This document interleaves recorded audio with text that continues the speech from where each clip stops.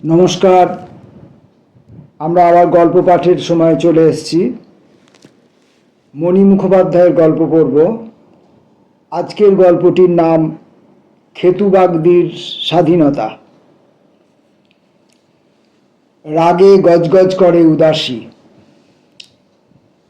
একে বুড়ো হলে মানুষের মাথায় নানান বাতিক ঘুঘরো পোকার মতো কুরকুর করে। তাই শহর থেকে বাবুরা এসে এমন কাণ্ড বাঁধিয়ে রেখে গেল, মরণ হয়েছে উদাসীর। দাওয়ায় বসে বুড়ো এখন অষ্টপ্রহর ট্যাকস ট্যাকস করে ডাক পাড়ছে, উদাসী, উদাসী, কমনে গেলি রে উদাসী। উদাসী ঝামটা মারে, জমে খায়নি এখনো, কি বলবে বলো।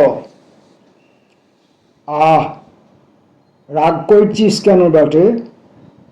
অবশিষ্ট কটি দাঁতের নড়বড়ে দুর্বল পাহারা অগ্রাহ্য করে বুড়োর জিভ ঠোঁটের ফাঁক দিয়ে লোল হয়ে বলে, প্রায় সব কথাই জড়ানো এবং অস্পষ্ট। উদাসী ছাড়া অন্যের পক্ষে বোঝা কষ্টকর। বুড়ো বিড়বিড় করে বলে, তাই এখানে যে কাণ্ড কারখানা হলেক মোর 5-20 বয়সের কখনো দেখি নাই বটে। তেবে আর কি, ওই খোয়াড়িতেই পেট ভরুক। মুখ ঝামটা দেয় উদাসী। বুড়োর গলায় এক ধরনের শব্দ হয়, যেটাকে অনায়াসে গোঙানি বলে মনে হতে পারে। আসলে সেটা তৃপ্তিসূচক। উদাসী বোঝে, বুঝে মুখ বাঁকায়। মরণ দেখো দিনি বুড়োর। কাঁপা কাঁপা হাতে হাতছানি দেয় বুড়ো। জড়ায় মরা স্বরকে যথাসাধ্য কোমল করে ডাকে, উদাসী, আয় আয়, টুকুন কাছে আয় মা। উদাসী তার মরা ছেলের বেধবা বউ। এমনিতে মেয়েটা বড় চোপাবাজ, তবে বড় ভালো। তাদের ছোট জাতের মধ্যে বেধবাদের বিয়েতে না নিষেধ নেই। কিন্তু মেয়েটা তাকে ছেড়ে যায়নি। নিজের সমস্ত শরীরের জ্বালা যন্ত্রণা সয়ে স্বামীর আধমরা বাপকে আগলে রেখেছে। উদাসী কাছে এলে বুড়ো খুব চিন্তিত গলায় বলে, তা হারে উদাসী, বাবুরা যে মোর হাতে দড়ি ধরিয়ে দিলেক, আর আমি টেইনে পড়ে বাঁশের মাথায় তুইলে দিনু, যেটা বাতাসে পতপত কইরে উঠতে লাগলো। বলি, সেটাই তো স্বাধীনতা নাকি? বলেই বুড়ো হাঁ করে। কানে খাটো বুড়ো বলে, এই হাঁ করে কথা শোনার মুদ্রাদোষ দাঁড়িয়ে গেছে। এই এক বাক্যি শুনে শুনে কদিনে উদাসীর কান পচা। সে তেতো বিরক্ত হয়ে বলে, তুমি আর মুখে জ্বালিও না দিনি বাপু। আমি কি নাকা পড়া জানা বাবুদের ঝিয়ারি যে তোমার জবাব ফস করে দিয়ে দিব? বুড়ো একমত হয়ে মাথা নাড়ে, ইটো ঠিক কথা বলেইছিস তুই। জবাবটা অতই সোজা লয়। কতই লেখাপড়া বাবুরা মাথা ঘামায় ভেবে ইটো বার করেছে। বাবা। বিষয়টা বুড়োর কাছে যত দুর্বোধ্য ঠেকেছে, ততই তার ভক্তি বাড়ছে। এটা হলো গিয়ে সেই বোকাশোকা মানুষদের এক প্রকারের কানুন। বোঝা না গেলেই ভয়, ভক্তি, সেই রকমটাই হয়েছে বুড়োর। অথচ এধারে আবার ব্যাপারটা না জানলেও শান্তি নেই। মনে কাঁটা খচখচাচ্ছে। এই এক ভীষণ জ্বালার ছটফটানিতে পড়ে বুড়ো হাতের 5 উদাসীকেই থেকে থেকে জ্বালিয়ে মারছে। উদাসী বলে, তা তুমি সেদিন বাবুদের ঠেঁয়ে শুঁদেইলে না কেন? আয় বাপ, কতই লেখাপড়া সব লোক, কি বলতে কি বলবো, তেবে আর কি, দাবায় বইসে চেঁচাও, আকাশ থিকা কুমড়োপানা জবাব ধপাস করে পড়বে। আমি বাবু এখন আর দাঁড়াতে লাড়ছি, ফিরে পড়ে তো আবার আখায় আগুন দিতে হবে। উদাসী আর দাঁড়ায় না। এখানে বসে মাথার উকুন খোঁজার মতো জবাব খুঁজলে তার চলবে না। ভোরে উঠে দুটি মানুষের পেটের খোরাক তাকে গতর খাটিয়ে আনতে হয়। তবে বলিহারি যায় বাবুদের, না হোক তার সংসারে একটা ঝঞ্ঝাট বাঁধিয়ে রেখে গেল। কাজটা তো বাবুরা নিজেদের হাতেই করতে পারত। দড়ির সঙ্গে গেরো দেওয়া 3 রঙা কাপড়ে ফালিটাকে সবাই মিলে চেঁচাতে চেঁচাতে টেনে বাঁশের মাথায় তোলা। এই সহজ কাজটাই এই ঘাটের মরাকে দিয়ে করিয়ে উদাসীর জ্বালা বাড়িয়ে রেখে গেছে বাবুরা। নেকাপড়া জানা লোকেরা বড় খেয়ালি হয়। উদাসী বেরিয়ে যেতেই বুড়ো দাওয়া থেকে হামাগুড়ি দিয়ে নামে। বেড়ার গা থেকে খুঁজে পেতে নিড়ানিটা নেয়। কোমরের কাছ থেকে শরীরটা ভেঙে পড়াতে বুড়ো নিজেই একটা সমকোণ হয়ে হাঁটে। নিড়ানি হাতে বুড়ো বেগুন খেতে নামে। লেটকি মেরে মাটিতে বসে 2 ধার থেকে মাটি তুলে বেগুন গাছের গোড়ায় দিতে থাকে। তার ঝুলে পড়া জিভের অগ্রভাগ থেকে টস টস করে লালা ঝরে মাটির ওপর। বাবুদের কাছে ধানের হিসেব করতে যাচ্ছিল লাটু মাঝি। বেগুন খেতে বুড়োকে দেখে দাঁড়ায়, গলা চড়িয়ে ডাকে, খেতুদা নাকি গো, খেতুদা। বুড়ো প্রথমে মুখ তোলে, তারপর কাঁপা কাঁপা হাত রাখে চোখের ওপর। তাতেও যখন ডাকপাড়া মানুষটাকে চিনতে পারে না, কোমরের কানি সামলাতে সামলাতে কোনো ক্রমে উঠে আসে। বেড়ার ধারে এসে বলে, লাটু বটে।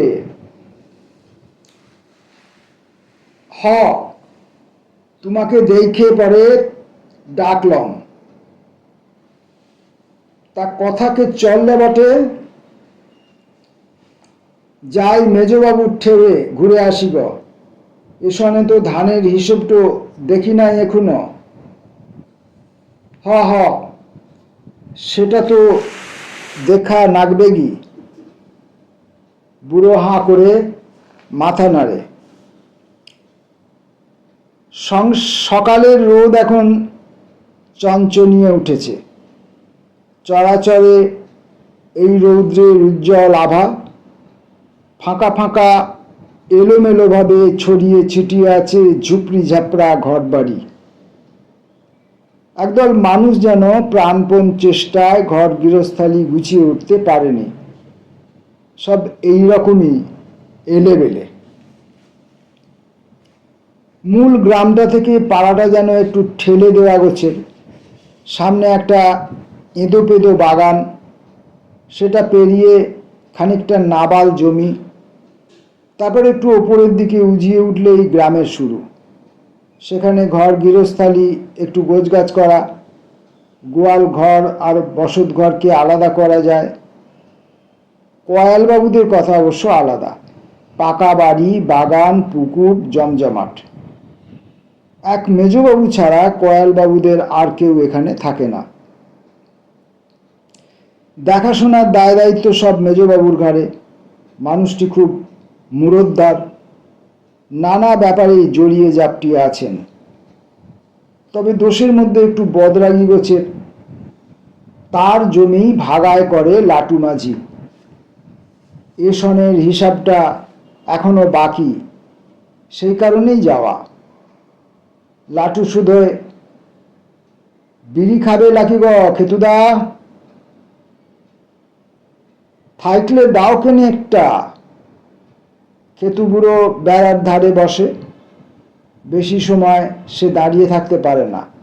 লাটু কাপড়ের খুঁট খুলে বিড়ি আর সলাই বার করে, নিজে একটা ধরায়। বুড়োটা ধরাতে গিয়ে গোটা তিনে কাঠি খরচা হয়ে যায়। মনটা একটু খচখচ করে লাটুর। বিড়িটাকে জুত করতে নিয়ে সেটাকে লালায় মাখামাখি করে ফেলে বুড়ো। টানতে গেলেই কাশি পায়, তবু নেশার বস্তুটাকে মূল্যবান কোনো সামগ্রীর মতো আঁকড়ে থাকে। মানুষটাকে দেখতে দেখতে লাটুর একটু কষ্ট লাগে। এত বড় জোয়ান ছেলেটা বেঘরে মরল, সে কষ্টের ঘা তো বড় কম নয়। অন্যের টান আর শোকের টান দুই তোমাকে টেনে নিয়ে গিয়ে কাবু করে ফেলবে জলদি জলদি। বয়স মানুষটাকে জবুথবু করে ফেলতে পারত না, অমন করে কালু চলে না গেলে। এখন যে করে কমে খাওয়াবে এমন লোকও তো নেই। থাকার মধ্যে ছেলের বেধবা বউ উদাসী, তা মেয়ে ছেলে মানুষ আর কত করবে। আর এ পাড়ায় তো সকলের ঘরেই এত বড় ছেঁদা যে আনার তর্স হয় না। খেতু হঠাৎ জড়ার থাবায় কোঁচকানো মুখটাকে ওপরের দিকে তুলে বলে, সেদিন তো তুমি সেখানে ছিলা হে লাটু। অন্য মনস্ক লাটু ঠাউর করতে না পেরে শুধু কোথাকে। বুড়ো হাঁ করে দম টানে, তারপর বলে, ওই যে শহর থিকা বাবুরা এইসে পরে মুখে দিয়ে তোলা লেখ। হা হা, ছিলাম বটে, ছিলাম। লাটুর যেন হঠাৎ একটা বড় ব্যাপার মনে পড়ে যায়। গলায় শ্লেষা পরিষ্কার করা বুড়ো খুব চিন্তিত গলায় বলে, তা হ্যাঁ হে, বাবুরা যে মোর হাতে দড়ি ধইরে দিলে আর আমি টেইনে পরে বাঁশের মাথায় তুইলে দিনু, যেটাকে তোমার বাতাসে পতপত কইরে উঠতে লাগলো, সেটাই তো স্বাধীনতা নাকি? বলে বুড়ো শোনার অপেক্ষায় হাঁ করে থাকে। এই প্রশ্ন খুব জটিল ধাঁধায় পড়ে লাটু। এটা তো সে ভেবে দেখেনি। লাটু মাথা চুলকায়। এসব নিয়ে যখন বাবুরা কথা চালাচালি করছিল, সেও তখন মেজবাবুর ওখানেই হাজির। গায়ের সবচাইতে বুড়ো মানুষের খোঁজ করছিল বাবুরা। শহরের ঝকঝকে সব সুন্দর সুন্দর বাবু দেখে চোখে ভর্তি লেগেছিল লাটুর। শহর থেকে বাবুরা এলে টেলেই মেজবাবু তাকে ফাই ফরমাসের জন্য ডেকে পাঠান। শুনে লাটুই প্রথম বলেছিল, মুদের এখানে তো সকলের চাইতে বুড়ো মানুষ খেতুদা। কে খেতুদা? চোখ মুচকে মনে করার চেষ্টা করেছিল মেজবাবু। মুদের নামু পাড়ার খেতুবাগদি, বহুত বয়স হবে মেজবাবু, নেকাজোকা নেই। সেই যে জমির দাঙ্গায় মরেছিল কালো, তার বাপ তো? হ হ, সেই বটে। শুনে মেজবাবুর মুখ গহীন দিঘির জলের মতো থমথমে হয়। লাটুর ভয় লাগছিল। সে পূর্বাপর কিছু না ভেবেই নামটা বলেছিল খেতুর। সে সরল সাপটা মানুষ, কি করে বুঝবে খেতুর নাম এলে কালোর নাম আসে? কালোর নাম এলেই এক টুকরো জমি, মেজবাবু, একটা বন্দুকের আওয়াজ, আর কালো বাগদির বুকের ছেঁদা দিয়ে গড়িয়ে পড়া রক্তের ধারা এসে যায়। আর এসব এলে মেজবাবুর মেজাজ বসে থাকে কি করে? বাবুদের দিকে ভারী গলায় মেজবাবু বলেন, এতে ছোট লোকরা আশকারা পেয়ে যাবে না? আপনারা তো গ্রামের মানুষের চরিত্র বোঝেন না। মেজবাবুর কথার পিঠে বাবুরা কি সব বলা বলি করেছিল, লাটু সব বোঝেনি। মেজবাবু ঠোঁট কামড়ে খানিক সময় কি ভেবে বলেছিল, ঠিক আছে, তবে তাই করুন। সুতরাং গোড়া থেকে এই ঘটনাটা জানা লাটুর, তার অন্তত জিনিসটা বলতে পারা উচিত। তা না হলে খেতুদা ভাবতে পারে তুমি আগ বাড়ালে, আমাকে খবরাখবর করলে, আর সেই তুমি কিনা জিনিসটার মানে জানো না। লাটু খুব চিন্তিত গলায় বলে, কিন্তু যেটা বাতাসে উঠতে লেগেছিল, মানে তোমারে দিয়ে পরে যেটা তুলালে, সেটারে তো বাবুরা পতাকা বইলে ছিল। বুড়োর গলা থেকে বেশ হতাশ শোনায়। কথাটার এত সহজে নিষ্পত্তি হওয়াতে তার ভালো লাগছে না। এতদিন ধরে ভেবে ভেবে সে যেটা বার করতে পারেনি, লাটু এসে সেটা ঝপাত করে বলে দিল। বলে দিলেই হলো আর কি। এ যেন ভিজা ভাত কাঁচা লঙ্কা দিয়ে ঝাপাঝাপ মেরে দিলাম এক পেট। লালায় মাখামাখি বিড়ির টুকরাটা ছুঁড়ে দিয়ে বুড়ো উত্তেজিত কাঁপা গলায় বলে, তাহলে তুমি স্বাধীনতা বলবে কোনটারে? আর তো তোমার থাকলো সে বাঁশ আর দড়ি। তা ঠিক। লাটু মাথা নাড়ে। স্বাধীনতা কথাটা সে শুনেছে বটে, কিন্তু কোনোদিন জানা হয়নি জিনিসটা কি। তাও তো বয়স এই 3-20-10 হলো। অবশ্য জানবার বুঝবার তার সময়ই বা কোথায়? পোড়া পেটের জন্য কি কিছু ভাবার উপায় আছে? মুখে বলে, মোর মনে লয় খেতুদা, তোমার ওই পতাকাটোর ভেতরেই স্বাধীনতা জিনিসটা রয়েছে। এবার ভাঙা বাড়িতে আলো পড়ার মতো বুড়োর মুখে হাসি দেখা দেয়। জরাগ্রস্ত মুখে মনের জটিল সূক্ষ্ম কারিকুরি প্রতিফলিত হয় না। চামড়ার টান থাকলে লাটু দেখতে পেত খেতু বুড়ুর মুখে কৌতুক আর অবিশ্বাস মাখামাখি হয়ে আছে। এবার বুড়ো বলে, তাহলে তো জিনিসটারে দেখতে পেতম। মোর কথা ছাড়ো, আমি লজর খেয়েছি, কিন্তু তুমি দেখতে পেছ কি জিনিসটা? লাটু অবশ্য মিথ্যে বলবে না। 3টে রং ছাড়া সে কিছুই দেখেনি, এবং তার মধ্যেও এ সংশয় দেখা দেয়, জিনিসটার এর মধ্যে থাকলে কিভাবে থাকবে? তার সরল মস্তিষ্কে এর উপায় অন্ত খুঁজে পায় না। এসব কি তাদের ভাববার বিষয়? তাহলে বাবুরা রয়েছে কি জন্যে? বিধাতা সবাইকে সব কিছু বোঝাতে জানাতে চাইলে তাকে লাটু মাঝি বানাবে কেন? সংসার জুড়ে কত কিছু হয়, তুমি সব জানতে বুঝতে চেও না লাটু। সে বলে, জিনিসটা অত সোজা লয় খেতুদা। বুড়োর খোলা চোখ দুটি প্রখর হয়ে ওঠে। লাটুর এই বুঝতে না পারার স্বীকারোক্তি তাকে ভেতরে ভেতরে খুশি করে। তার গলার মধ্যে গোঙানির আওয়াজ শোনা যায়। ঝুলে পড়া জিভকে সুরুত করে মুখের মধ্যে টেনে নিয়ে দুটো নড়বড়ে দাঁতের ফাঁকে আটকে রাখে। আমিও তো সেটাই বলছি, জিনিসটা অত সোজা হলে বাবুরা কঠিন মাথা ঘামাই বার করবে কেন? লাটু মাথা নাড়ে। এই মুহূর্তে তাকে বেশ চিন্তিত দেখায়। জিনিসটা বুঝতে না পারার অস্বস্তি তার রয়েই যায়। কথাটা সেও 2-4 বার শুনেছে অবশ্যই, বাবুদের ঠোঁটেই শুনেছে, কিন্তু জিনিসটা যে কি তা কাউকে শুধোয়নি, দেখাও হয়নি নিজের চোখে। অদেষ্ট নিজেকে ধিক্কার দেয় লাটু। সে মনে মনে ঠিক করে, ধানের হিসেব টিসেব চুকে গেলে মেজবাবুকে একবার শুধোবে।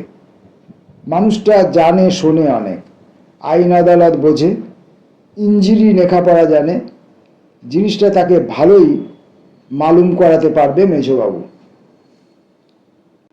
বুড়ো তার কালের চিহ্নে ভরা রেখা কুটিল মুখটাকে আরো কুঞ্চিত করে বলে, তা একখানা কাণ্ড হলে বাবু, মোর 5-20 বয়সে কখনো দেখি নাই। সিটা যা বলছ, বলার মধ্যে গর্ব ফোটে লাটুর। তারা নামুপাড়ার নিচু মানুষ, তাদেরকে কে ডাকে খোঁজে? বাবুরা তো পাড়ার ভেতরে পাই রাখে না কখনো। প্রয়োজনে ডাঙার ওপর থেকে ডাক পারে, ওরে লাটু, ওরে দিনু, অথবা মুনিশ মাইন্দর দিয়ে ডাক পাঠায়। আর এবার কিনা বাবুরা তাদের পাড়ায় খেতুদারে দিয়ে পতাকা তোলালে, এটা কি কম কথা বটে? মনের ভাব সে গলা চড়িয়ে বুড়োকে জানায়, তোমার জন্য এবারে মোদের পাড়ায় মান উঁচা হলে। সকলে তাই বলা বলি করতে লেগেছে। তা বটে, তা বটে। তামাদের নেশার মতো এই প্রশংসা বাক্য খুব তাড়িয়ে উপভোগ করে খেতু। লাটু উঁচু পাড়ার দিকে যায়। বুড়ো কাঁপতে কাঁপতে হামা দিয়ে দাওয়ায় ওঠে। নিড়ানিটা সেইখানেই পড়ে থাকে। দেহের বিভিন্ন অংশের মধ্যে পারস্পরিক যোগসূত্রের যে প্রক্রিয়া, তা এখন আর বুড়োর মধ্যে সঠিকভাবে কার্যকর নয়। ফলে একটা ঝোঁকের বিষয় ছাড়া এমনিতে সে কিছু মনে রাখতে পারে না। বুড়োর জগৎটা যেন শীতের গাঢ় কুয়াশা দিয়ে ঢাকা। এই কুয়াশার মধ্যে একটা অস্পষ্ট নরণচরণ তাকে কখনো কখনো দূরের স্মৃতি মনে করায়। খানিক আগের আবেগ এবং হাঁটা চলার পরিশ্রম তাকে ক্লান্ত করে ফেলেছে। পেটের মধ্যে খিদের জানান। উদাসী আসবে বেলা পার করিয়ে। খেতে খেতে সূর্যি গড়িয়ে যাবে পাকা তরমুজের মতো।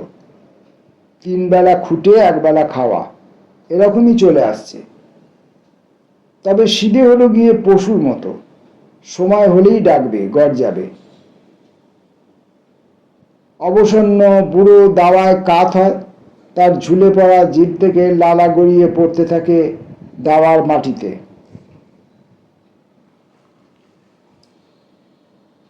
উদাসী ফেরে। উঠোনে অর্জুন গাছের মাথায় সূর্য। বুড়ো কাত হয়ে দাওয়ায় পড়ে আছে।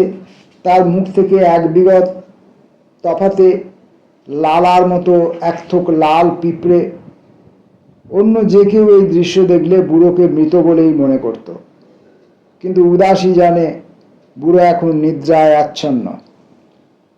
উদাসীর হাঁড়িতে চাল ফুটে ভাতের ভ্যাপসা গন্ধ ছাড়লেই বুড়োরও ঘুম ভাঙবে। এর ব্যত্যয় হয় না কোনোদিন।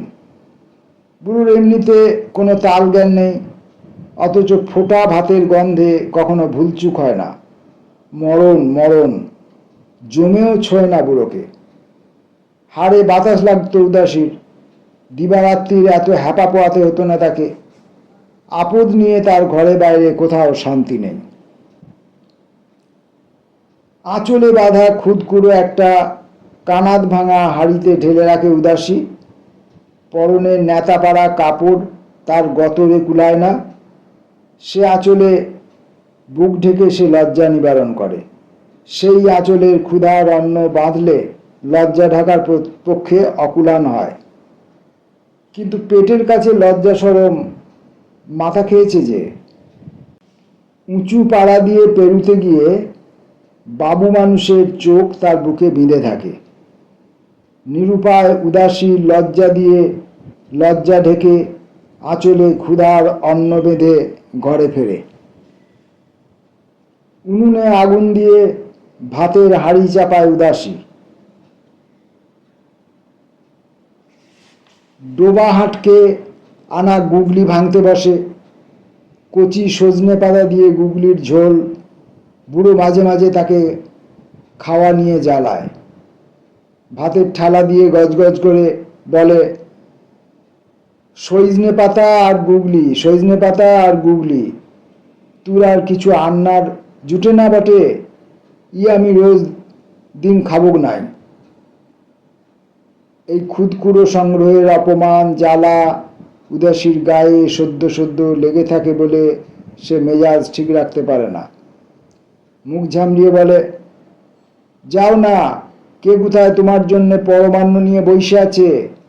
যাও না সেখানে, মুখে জ্বালাতে লেগেছো কেন?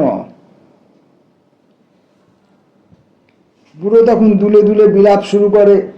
মরা ছেলে কালোকে ডেকে ডেকে ভাঙা গলায় চেঁচায়, তুই কোথাকে গেলি রে বাপ আমার, মুখে কেউ খেতে দেয় না, ব্যাটা থাকলি মোড়ে মুসুরির ডাল এনে খাওয়াতো, তেল দিয়ে শুশুনি শাক ভেজে দিত। বুড়োর এমনি ধারা বিলাপ শুনতে শুনতে উদাসীর মাথার আগুন জ্বলে। ঢ্যামনা বুড়োর গলা টিপে ধরতে ইচ্ছে করে। পুতেরে অকালে খেয়ে এখন সোহাগ দেখো না। কিন্তু উদাসীর মাথায় আগুন বুকে আসে, আর বুকের আগুন চোখে জল হয়, টপ টপ করে ঝড়ে শাকন্যের থালায়। তার কানে বাজে গুলি খেয়ে উল্টে পড়া একটা জোয়ান মানুষের আর্তনাদ, উদাসী রে, মোর বুড়ো বাপেরে তুই দেখিস, উদাসী, বুড়ো বাপেরে তুই দেখিস। উদাসীর ধনুকের মতো বাঁকানো ঠোঁটে সংসারের তাবৎ কান্না ভেঙে যেতে থাকে। তার ঠোঁট বিড়বিড় করে, মরণকালে কেন তুমি মোরে ডাকতে গেলা, কেন মোর জীবনটারে ফাঁসির দড়িতে লটকে গেলা তুমি। কয়ালবাবুরা বলে কালো জমির দাঙ্গায় মরেছে। সে মেয়ে মানুষ বলে কি আর দাঙ্গার মানে বোঝে না? নিজের জমির উপর দাঁড়ালে দাঙ্গা হবে কেন? মেজবাবুর হাতের বন্দুক কালোর বুক ছেঁদা করে দিলে তার নাম দাঙ্গা হবে কেন? কালোর হাতে কি অস্ত্র ছিল? লাঙ্গল বলদেরে কি কেউ অস্ত্র বলবে সংসারে? তবু কয়ালবাবুরা যখন দাঙ্গা বলছে তখন দাঙ্গা। উদাসীর ঠোঁট বিড়বিড় করে, সুখে রয়েছ, সুখে থাকো বাবুরা, তোমরা রয়েছ বলে পৃথিবীতে পাপ পুণ্যি, সূর্যি উঠে সূর্যি ডুবে, আমি জমির ডাঙায় মরা কালবাগদির বেধবা বউ। মোড়ে মাঝে মাঝে একটু খুঁত কুড়ো দিয়ে দয়া করে। এই কুঁড়ো বেরিয়েছে যে ধান থেকে, আর সেটা ফুলেছে যে মাঠে, সেই মাঠটা ছিটু বাগদি, তার ছেলা খেতু বাগদি, তার পুত কালো বাগদি একসময় নিজেদের বইলে ভাবত। এই ডাহা মিথ্যে কথাটা আমি কাউরে বলতে যাব না, কাউরে না। এইসবের ফলে বউ আর শ্বশুর একটা নির্দিষ্ট শোকের বিন্দুতে পৌঁছে যায়। একজনের সশব্দে অন্যজনের নিঃশব্দ বিলাপের সাক্ষী থাকে ভাতের থালা। তারপর এক সময় সব থামে। ভাতের থালাকে কেউ এড়িয়ে যেতে পারে না বলেই বুড়ো আর তার পুতের বউ সেই গলা জাউ সজনে পাতা গুগলির ঝোল দিয়ে চেটে পুটে খায়। লোকে বলতে বলে ফোটা ফুলের গন্ধ, কিন্তু তামাম পৃথিবীতে ভাত ফোটার চাইতে সুগন্ধ আর কিসে আছে? সেই গন্ধ নাকে যেতেই বুড়ো গোঙাতে গোঙাতে উঠে বসে, দুর্বল ঘ্রাণেন্দ্রিয় ঘন ঘন টানে। কালের রথের চাকায় দাঁড়ানো তার মুখে জীবিত মানুষের লক্ষণ সমূহ দেখা দেয়। উদাসী, অউদাসী শব্দ মিলিয়ে গেলেও তার অদ্ভুত টঙ্কারের মতো খানিক আগের স্মৃতি উদাসীর মধ্যে রয়ে গেছে বলে তার চোপায় সংযম আসে। তার গলা যেন খানিক ভিজেই শোনায়, বলো বটে, আর না হইছে তোর, ঝুল হুলি দুব। লালায় জড়ানো জিভে শব্দ করে বুড়ো। মাংসহীন শুকনো মরা ডালের মতো হাত দিয়ে দাওয়ায় খুঁটি ধরে নিজেকে সামান্য সোজা করে। শ্লেষা জড়ানো গলানালীকে খাঁকারি দিয়ে পরিষ্কার করে বলে, মুসুর ডালের বাষ্ট বড়ই ভালো রে উদাসী। উদাসী বোঝে বুড়োর মধ্যে এখন সার বেঁধে এসেছে লোভী পিঁপড়ের মতো শতেক ইচ্ছেরা। তারই জানান দেবে বুড়ো এখন থেকে থেকে।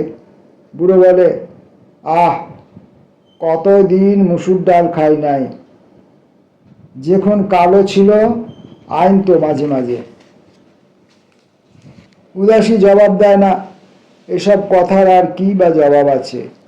সে হাঁটুর উপর চিবুক রেখে আখায় পাতা ঠেলে। বুড়ো আবার গোঙায়, তেলায় ভাজা শুশুনি শাক, আহ, কালো থাকলে খেতম, কালো কালো আর কালো। বুক আর চোখ জলে উদাসীর। কথার মুখে হাত চাপা দেবার জন্য তাড়াতাড়ি বলে, চাইন করবে না থাকবে? বুড়ো বলে, থাক। উদাসী তাকে কখনো সখনো ডোবায় ধরে নিয়ে গিয়ে ঘষে মেজে চান করায়। তা না হলে চান করা না করা দুই তার পক্ষে সমান। স্নানের সুফল কোনোটাই তার বোধের মধ্যে আসে না। ভাঙা কলাইয়ের থালায় ভাত বেড়ে দেয় উদাসী। ভাত অর্থে গলানো যাও ছোট ছোট সুরুত সুরুত শব্দে, তাই পরম আগ্রহে খায় বুড়ো। এবং গরম যাও খানিকটা পেটে যেতেই ঝিমুনি ভাবটা কেটে গিয়ে একটু চনমনে লাগে। ইতিমধ্যে উদাসী পেছনের ডোবায় যায়। চারদিক নজর করে পরনের নেতাটি খুলে রেখে হুড়মুড়িয়ে ডোবায় নামে। ডোবার জল সবজেপানা, টলটলে নয়। উদাসী রঙে এখন জলের বসন। এই জলে এলেও মরণ, না এলেও মরণ। রোজই একবার জলে এসে মরে উদাসী। সেই যে মরেছে মানুষটা আর এই জল, এরা ছাড়া তার সর্বাঙ্গে জড়াবে কে?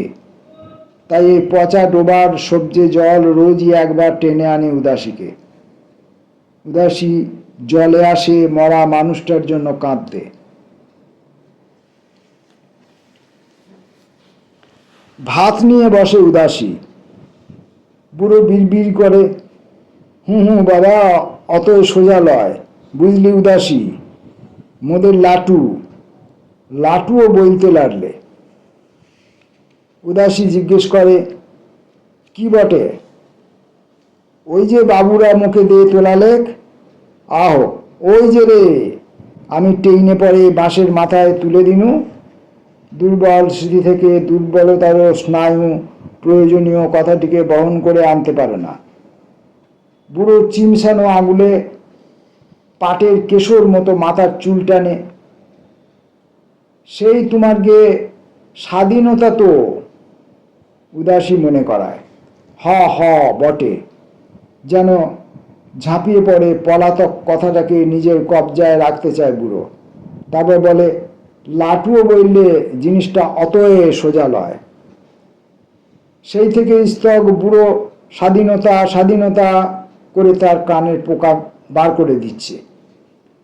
সতেক জ্বালার সঙ্গে এসব উদাসীর আর ভালো লাগে না। আজ দুমুঠো কুড়িয়ে আনলে তার কালকের ভাবনা। তাকে তো আর বাবুদের মতো ফুল ফুল কথা নিয়ে থাকলে চলবে না।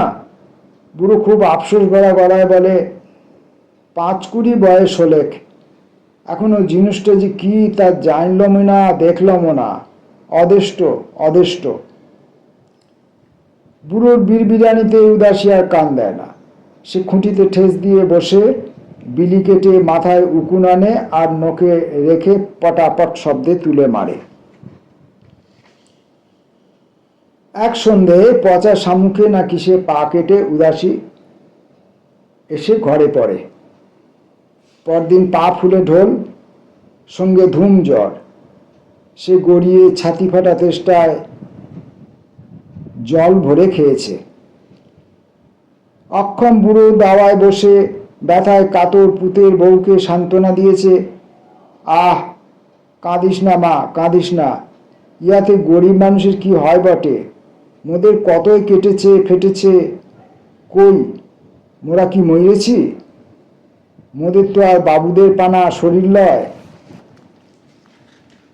যতক্ষণ হুঁশ ছিল উদাসী যন্ত্রণায় চেঁচিয়েছে, কেঁদেছে। তারপর কখন এক সময় জ্ঞান হারিয়েছে। বুড়ো থেকে থেকে ডেকেছে, উদাসী অউদাসী, কমনি গেলি রে উদাসী?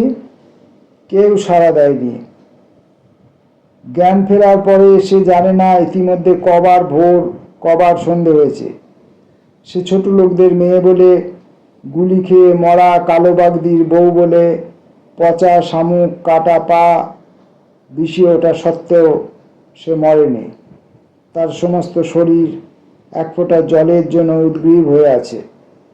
টেনে হিজড়ে নিজেকে সে কলসির কাছে নিয়ে যায় এবং জলের অপর নাম জীবন বলেই জীবিত মানুষের লক্ষণ তার মধ্যে দেখা দেয়।